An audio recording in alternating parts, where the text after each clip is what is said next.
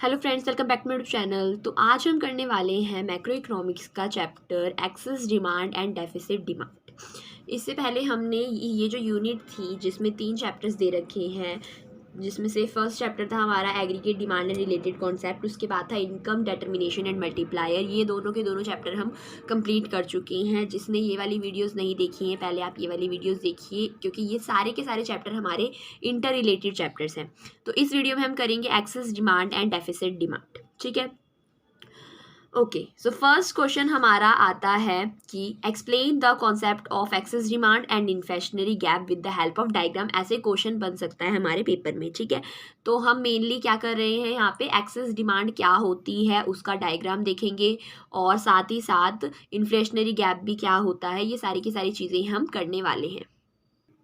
Okay, so what is excess demand? Excess demand refer to a situation. Excess demand एक ऐसी situation होती है जब ए डी ए एस से ज़्यादा होता है। ए डी यानी कि एग्रीगेट डिमांड एग्रीगेट सप्लाई से ज़्यादा होती है corresponding to full employment level, ठीक है, एक इकोनॉमी में।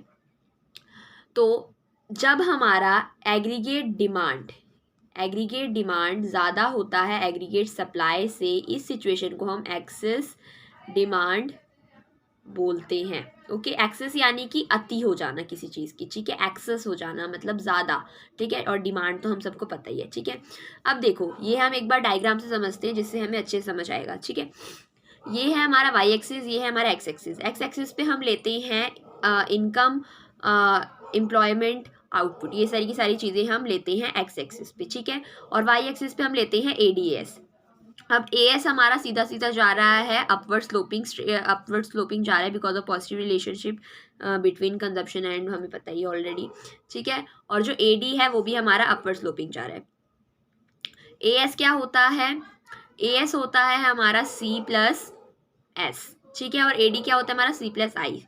अब यहाँ पे क्या कौन सी सिचुएशन है? एक्सेस डिमांड की सिचुएशन है। एक्सेस डिमांड यानी कि जो हमारी एग्रीगेट डिमांड थी उससे ज़्यादा डिमांड हो रही है। जितना हमने सोचा था कि डिमांड होगी उससे ज़्यादा लोग एक्चुअल में क्या कर रहे हैं, डिमांड कर रहे हैं। तो हमारा जो एक्सेस डिमांड का जो कर्व होगा, दूसरा कर्व बनेगा, वो हमारा इससे ऊपर जाएगा क्योंकि एक्सेस डिमांड है, ठीक है। तो यहाँ पे हमने एक कर्व बना दिया जिसको हमने नाम दे दिया AD1, ठीक है। तो ये जो AD थी वो था C प्लस आई। AD1 का क्या होगा? C plus I plus change in investment भी हो गई है, लोग ज़्यादा डिमांड कर रहे हैं, ठीक है। तो ये और ये, इस दोनों के बीच में आपको ये गैप दिख रहा होगा। ये जो गैप होता है इसको हम इन्फ्लेशनरी गैप बोलते हैं। इन्फ्लेशन मतलब कि जब इकोनॉमी में प्राइसेस बढ़ने लग जाते हैं, इन्फ्लेशन आ जाता है, उसको हम इन्फ्लेशन बोलते हैं। और इस गैप को हम इन्फ्लेशनरी गैप बोलते हैं क्योंकि हमारी डिमांड ज़्यादा है लेकिन सप्लाई उतनी की उतनी ही है। सप्लाई में कोई चेंज नहीं आया है, सिर्फ और सिर्फ डिमांड में चेंज आया है, जिसकी वजह से ये जो गैप है ये एक क्रिएट हो जाता है, फॉर्म हो जाता है, जिसको हम इन्फ्लेशनरी गैप बोलते हैं। ओके, तो अभी हमने देखा डायग्राम। इसके बाद हमारे कुछ इंपॉर्टेंट पॉइंट्स हैं। Income, employment and output is measured on x axis. जो भी हमने डायग्राम बनाया था उसको बस हमें एक्सप्लेन करना है, ठीक है। तो इनकम, एम्प्लॉयमेंट और आउटपुट हमने कहाँ पर मेजर करा? एक्स एक्सिस पे। एंड एडी जो है वो हम मेजर कर रहे हैं वाई एक्सिस पे। एडी एंड एएस कर्व जो है वो इंटरसेक्ट करते हैं पॉइंट ई पे, ठीक है, जो इंडिकेट करता है हमारा फुल एम्प्लॉयमेंट इक्विलिब्रियम को, ठीक है। Due to increase in investment में इंक्रीज आने की वजह से, यानी कि चेंज इन इन्वेस्टमेंट होने की वजह से जो एडी है वो बढ़ के कहाँ पे चला जाता है? एडी से AD1 पे, ठीक है। हमने पूरा का पूरा डायग्राम अभी देखा ही है। It denotes the situation. तो ये जो AD1 है ये कौन सी सिचुएशन को डिनोट कर रहा है? एक्सेस डिमांड की सिचुएशन को। और जो गैप है इनके बीच में, वो गैप है, यानी कि जो गैप है जिसका नाम है EF, ठीक है, वो टर्म करता है हमारी इन्फ्लेशनरी गैप को, ठीक है। किसको बता रहा है? वो इन्फ्लेशनरी गैप को बता रहा है। Inflationary gap refers to gap. Inflationary gap वो गैप होता है जो actual AD which actual AD exceeds the AD required to establish full employment level। यानी कि जो हम प्लान कर रहे थे कि इतनी एग्रीगेट डिमांड होने वाली है लेकिन उतनी नहीं हुई, जो एक्चुअल डिमांड थी वो क्या हो गई? ज़्यादा हो गई, यानी कि एक्सेस डिमांड की सिचुएशन आ गई। तो वो जो गैप होता है एक्चुअल डिमांड और प्लान डिमांड के बीच में, उस गैप को हम इन्फ्लेशनरी गैप बोलते हैं, ठीक है। इसके बाद एक्सेस डिमांड से क्वेश्चन बनता है कि what are the reasons for excess demand. Excess demand के क्या रीजंस है, क्या ऐसे कारण है जिसकी वजह से एक्सेस डिमांड हो रहा है। तो एक्सेस डिमांड जो है वो अराइज हो सकता है ड्यू टू सेवरल फैक्टर्स की वजह से, ठीक है, बहुत सारे फैक्टर्स हो सकते हैं। कुछ इंपॉर्टेंट जो फैक्टर्स हैं वो यहाँ पर हमें दे रखे। सबसे पहला रीजन आता है rise in the propensity to consume, यानी कि जब लोगों की जो प्रोपेंसिटी टू कंज्यूम है, यानी कंज्यूम करने की क्षमता बढ़ जाती है, तो भी एक्सेस डिमांड की सिचुएशन आती है, ठीक है। तो एक्सेस डिमांड में rise because of increase in consumption expenditure, लोगों ने खर्चा करना ज़्यादा कर दिया है, ठीक है, जिसकी वजह से हमारी जो एक्सेस डिमांड है वो हो रही है, लोग सेव कम कर रहे हैं, खर्चा ज़्यादा कर रहे हैं। सेकंड पॉइंट है हमारा रिडक्शन इन टैक्सेस, जो गवर्नमेंट है उन्होंने मतलब टैक्सेस में रिडक्शन आ गया है, जिसकी वजह से भी एक्सेस डिमांड होती है। देखो, जब टैक्सेस कम होंगे, ठीक है, एक इंसान की इनकम फॉर एग्जांपल 1000 है, ठीक है, और उसकी जो और टैक्स कितना लग रहा है उसकी इनकम पे 100 रुपीज़ लग रहा है, एग्जाम्पल ले रहे हैं जस्ट हम, ठीक है। तो 1000 रुपीज़ इनकम है, टैक्स उसका लग रहा था 100 रुपीज़, वहीं पर वो टैक्स कम होकर अब लग रहा है सिर्फ 50 रुपये। तो जो उसके पास जो कंजम्पशन के लिए जो भी पैसे बचेंगे टैक्स देने के बाद, दैट इज़ 950 रुपीज़। तो वो अब उसके पास ज़्यादा है, तो वो क्या करेगा, कंजम्पशन ज़्यादा बढ़ा देगा अपनी, जिसकी वजह से वो डिमांड ज़्यादा करेगा, ठीक है। तो जब टैक्सेस कम होते हैं तो भी लोग डिमांड करनी शुरू कर देते हैं। इसके बाद आता है इंक्रीज इन गवर्नमेंट एक्सपेंडिचर, जो गवर्नमेंट है वो खर्चा ज़्यादा करने लग जाती है। देखो, जब गवर्नमेंट खर्चा करना शुरू करती है तो वो लोग, जो गवर्नमेंट होती है वो लोगों को एम्प्लॉय करती है, ठीक है। जब लोगों को काम मिलेगा तो लोगों को वेजेस मिलेंगे, सैलरी मिलेगी, और जब लोगों के पास पैसा आएगा तो लोग क्या करते हैं, कंजप्शन करनी शुरू कर देते हैं। तो इसलिए इनडायरेक्टली अगर हम देखें तो गवर्नमेंट एक्सपेंडिचर जब बढ़ाती है तो भी हमारी जो डिमांड है वो बढ़ने लग जाती है इकोनॉमी में, ठीक है। उसके बाद पॉइंट है इंक्रीज इन इन्वेस्टमेंट, जब लोग इन्वेस्टमेंट बढ़ा देते हैं, ठीक है, जब लोग इन्वेस्टमेंट बढ़ाएंगे तो उसमें वो ये एक्सपेक्ट करेंगे कि हमारे जो रेट ऑफ मतलब जो रिटर्न है वो भी हमें मिले, ठीक है। Excess demand can also arise when there is increase in investment due to decrease in rate of interest, rate of interest कम हो गया है तो इस वजह से लोग क्या करेंगे, अपना जो इन्वेस्टमेंट है वो बढ़ाएंगे, और उनको एक वो रहेगी, आशा रहेगी कि हमारा रिटर्न भी हमें वापस आएंगे, ठीक है। तो डिमांड इस केस में भी हमारी बढ़ जाएगी।